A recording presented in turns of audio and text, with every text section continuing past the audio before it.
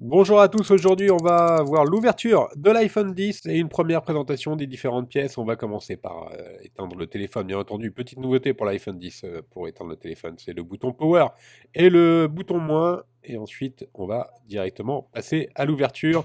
Il y a toujours deux vis Pentalobe qui sont toujours à droite et à gauche du connecteur de charge. Il n'y a aucune nouveauté à ce niveau-là. On est habitué chez Apple, à part que là, les vis sont un petit peu plus longues que la normale, mais c'est toujours le même tournevis Pentalobe qui est utilisé pour l'ouverture.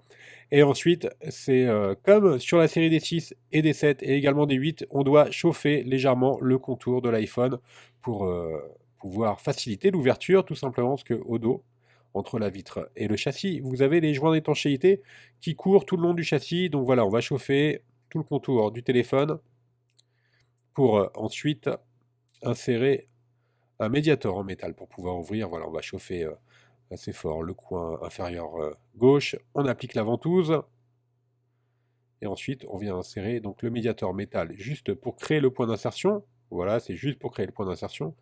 Et ensuite on va finaliser l'ouverture avec les médiators en plastique pour pouvoir bien décoller l'écran du châssis et donc en fait couper le joint d'étanchéité qui maintient l'écran au châssis.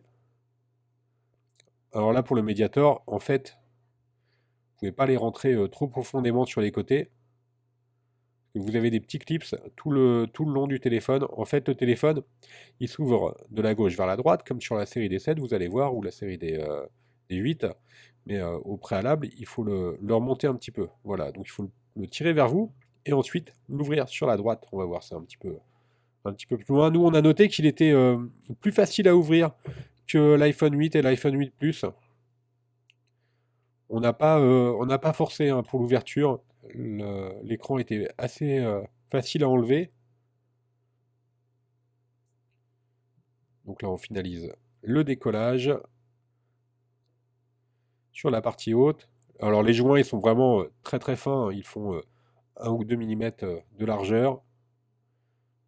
Maintenant, on l'ouvre de la gauche vers la droite. Et alors les nappes sont particulièrement courtes, notamment la nappe de l'écouteur interne, donc celle qui est en haut. Voilà, on est obligé de chevaucher l'écran sur le châssis. Alors la principale nouveauté, c'est bien sûr la batterie en L. Donc en fait, c'est deux batteries qui font 2716 mAh. Et maintenant, on va pouvoir libérer l'écran. Alors, à l'intérieur de l'iPhone 10, ce ne sont quasiment que des vis Tri-Wing. Donc les vis Tri-Wing qui ont été utilisées depuis la série des 7. Là, Apple reprend cette empreinte. Donc l'avantage, c'est que vous n'avez pas besoin de changer de kit d'outils. C'est les mêmes kits d'outils que sur la série des iPhone 7 ou 8. Ensuite, on enlève la plaquette qui maintient toutes les nappes du téléphone. Ça aussi, c'est une nouveauté. Et on va commencer par déconnecter la batterie. Maintenant, on déconnecte l'écran. Alors, bien sûr, l'écran, la nouveauté de l'iPhone 10, ce qui saute aux yeux, vraiment, c'est l'écran AMOLED, qui est de très bonne facture.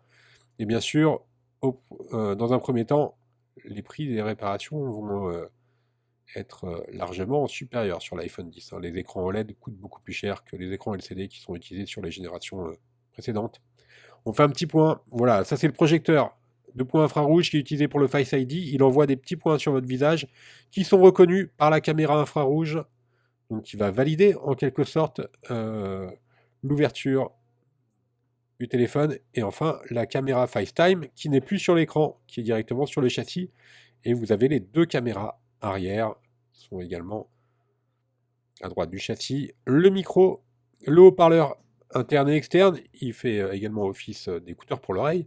Et les capteurs de luminosité proximité qui sont au dos.